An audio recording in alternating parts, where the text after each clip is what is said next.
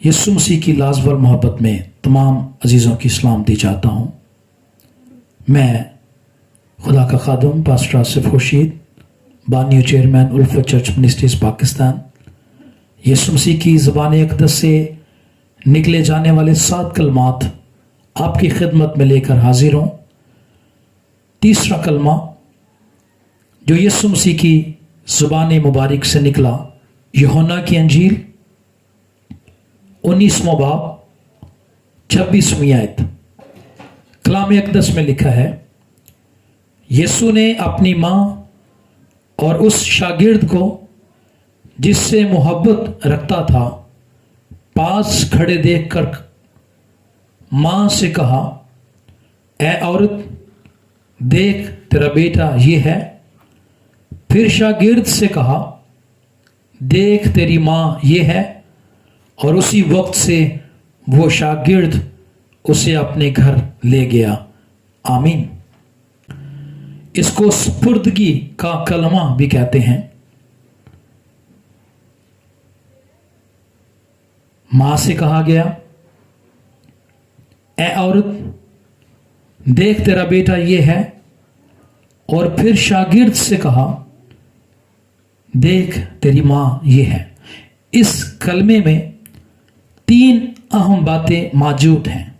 पहली बात कि यीशु मसीह की मौत के वक्त वहाँ कौन कौन मौजूद थे। दूसरी बात कि यीशु मसीह ने अपनी माँ मरियम को ए औरत कहकर क्यों मुखातिब किया। तीसरी बात कि यूसुफ और यीशु के भाई कहाँ थे जब यीशु सलीब पर थे। ये बड़ी अहम बातें हैं जिनका जानना और बयान करना बेहद ज़रूरी है।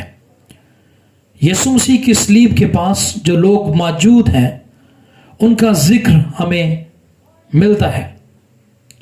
बाइबल मुकद्दस में यीशु की माँ मरियम मौजूद थी।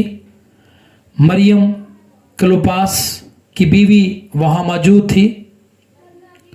मरियम मगदलीनी वहाँ मौजूद थी। सलोमी मरियम की बहन वहाँ मौजूद है। और यूहन्ना जो यीशु मसीह का शागिर्द है वो भी वहाँ मौजूद है। ये 5 लोग यीशु मसीह की सलीब के बिल्कुल पास मौजूद हैं।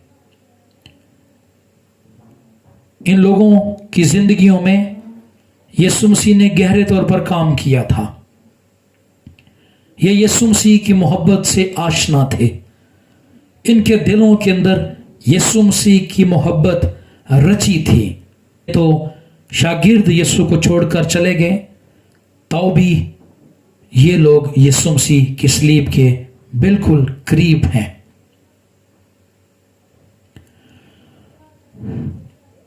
इन सब लोगों की मौजूदगी में यीशु ने कहा, देख तेरा बेटा ये है।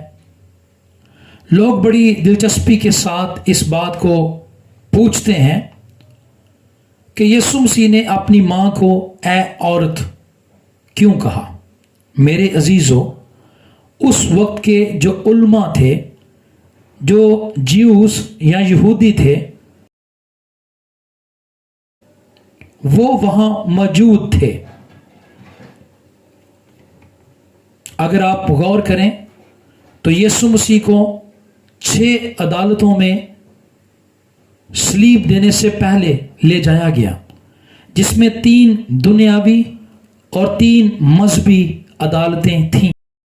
यीशु मसीह को इन अदालतों में ले जाया जा रहा था तो यहूदी लोग, रोमी फौज और आम इस्राएली लोग बड़े पुरजोश और खुश थे कि जो दावा करता है कि मैं खुदा का बेटा हूँ, जो दावा करता है कि मैं यहूदियों का बादशाह हूँ, जो दावा करता है कि मैं निजात दहिंदा हूँ, जो दावा करता है कि मैं मौजज़ात दिखाता हूँ, अब किस तरह अपने आप को हमारे हाथों से बचा सकेगा। तो क्या उन लोगों ने यीशु मसीह के इस लफ्ज़ اے عورت پر غور نہ کیا ہوگا؟ یہ لوگ جو تقریباً اس دور میں بولے جانے والی 5 زبانوں کو جانتے تھے، 5 زبانوں پر عبور ان کو حاصل تھا۔ عبرانی وہ جانتے تھے، ارامی وہ جانتے تھے، لاطینی، یونانی اور عربی وہ لوگ جانتے تھے۔ کیا اس وقت یہودیوں نے آبجیکشن نہ لگایا ہوگا کہ یہ شخص جو یسوع ہے اس نے اے عورت کیوں بولا؟ آج ہم بھی یسوع مسیح کے کلام سے برکت پانے کی بجائے بحث بازی کو زیادہ پسند کرتے ہیں۔ اے عورت لفظ کا ترجمہ یا مطلب اگر ہم عبرانی زبان میں، لاطینی زبان میں یا یونانی زبان میں دیکھیں تو اس لفظ کے مطلب ہیں ریسپیکٹڈ۔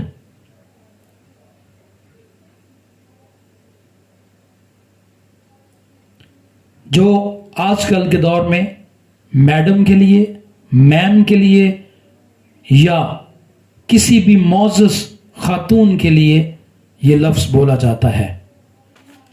یسوع مسیح نے اپنے شاگرد یوحنا سے کہا کہ دیکھ تیری ماں یہ ہے۔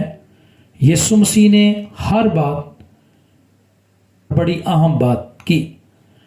وہاں یسوع مسیح کے اپنے رشتہ دار بھی موجود تھے، اور دلچسپ بات یہ ہے کہ یسوع کے بھائی کہاں تھے؟ وہ پہلے ہی فرار ہو چکے تھے، وہ چھپ چکے تھے۔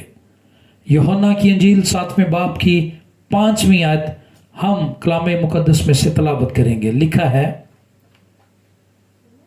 کیونکہ اس کے بھائی بھی اس پر ایمان نہ لائے تھے۔ چونکہ یسوع مسیح کے بھائی یوحنا کی انجیل 7ویں باب کی 5ویں آیت کے مطابق وہ یسوع مسیح پر ایمان نہ لائے تھے، اس لیے یسوع مسیح کو مشکل میں دیکھ کر، مصیبت میں دیکھ کر وہ چھپ گئے، وہاں سے بھاگ گئے۔ اور یسوع کا زمینی باپ جو کہ یوسف تھا، وہ اس وقت وفات پا چکا تھا۔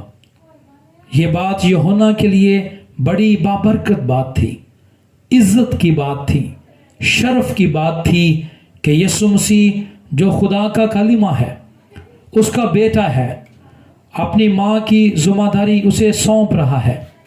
بڑی ذمہ داری بخشی گئی۔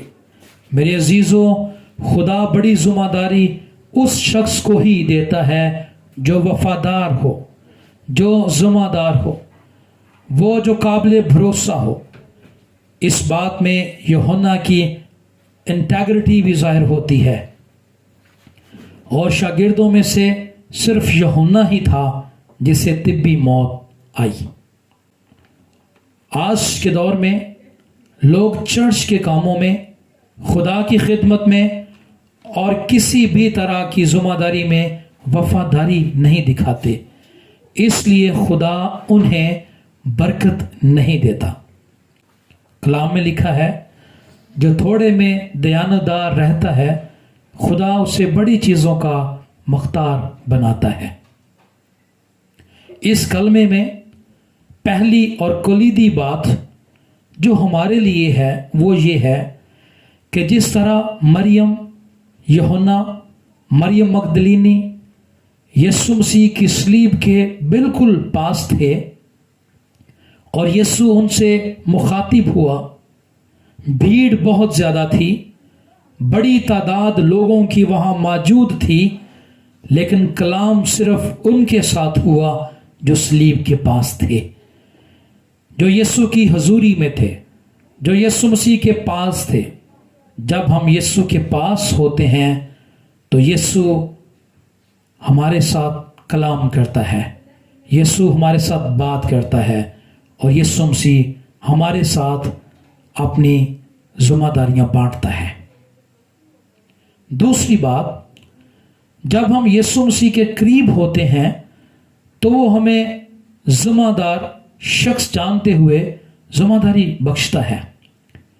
یسوع مسیح کی ذمہ داری ماں کی تھی، یہ ذمہ داری یسوع نے اپنے شاگرد یوحنا کے سپرد کر دی۔ جب ہم یسوع کے پاس جاتے ہیں وہ ہمیں ذمہ داری دیتا ہے، پروجیکٹ دیتا ہے، خدمت دیتا ہے، وہ ہمیں ویژن دیتا ہے، وہ ہمیں رویا بخشتا ہے۔ افسوس کے ساتھ کہنا چاہتا ہوں کہ بہت دفعہ لوگ یسوع مسیح کے قریب نہیں آتے، اور یسوع مسیح کے قریب نہ جانے کے باوجود بھی وہ اس کی خدمت کرتے ہیں، اس کی صلیب کے پاس نہیں جاتے، اس کی حضوری میں داخل نہیں ہوتے، اس کے قریب نہیں جاتے، اور خود سے ہی خدمت کرنا شروع کر دیتے ہیں، اور یہ خطرناک بات ہے۔ اس کی حضوری میں آئیں، اس کی صلیب کے پاس آئیں تاکہ وہ ذمہ داری دے، کیونکہ بادشاہت اس کی ہے، سب کچھ پر وہ مالک ہے۔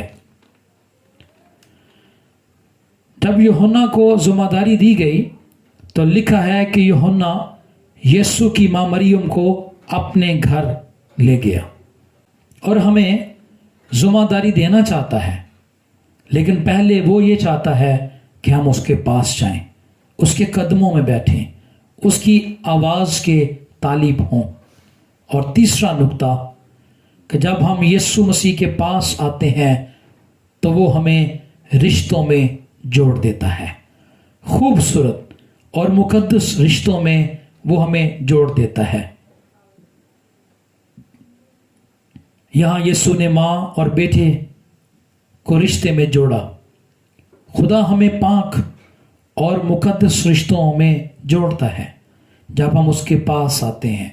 خدا ہم سب کو توفیق بخشے کہ ہم بھی یوحنا کی طرح ہمیشہ خدا کی وفاداری میں، خدا کی نزدیکی میں آئیں، اور ہمیشہ اس کی صلیب کے پاس رہیں، ہمیشہ اس کی حضوری سے لطف اندوز ہوتے رہیں، تاکہ ہمارا خدا جو ازلی اور ابدی بادشاہ ہے وہ ہمیشہ ہمارے ساتھ ہم کلام ہوتا رہے۔